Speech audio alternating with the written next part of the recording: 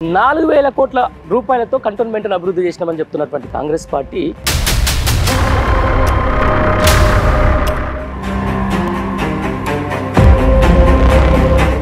కోట్లతో ఇదే రోడ్లు జరిగింది. బోయిన్పల్లి తాడ్బట్ 2 ఎకరాల కబ్రిస్తాన్ పోతున్నది.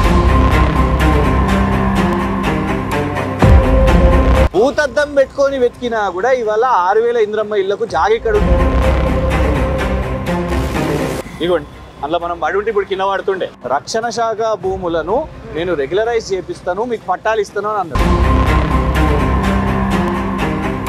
23 కోట్ల స్పోర్ట్స్ కాంప్లెక్స్,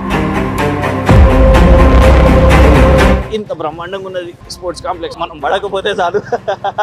మాగంటి సునీత గారిని వారు పాపము భర్త చనిపోయి కంటతడి పెడితే దాన్ని కమెంట్ చేస్తున్నారు. ఆ ఏడుపుల యొక్క ప్రక్రియ చూస్తుంటే ఆర్టిఫిషియల్ గా నువ్వు ఏడవాల్సిందే అని మీరు చెప్తున్నటువంటి ఒక ఆడ కూతురు కన్యలను కూడా వాళ్ళు వదిలిపెట్టేటట్లు లేరు.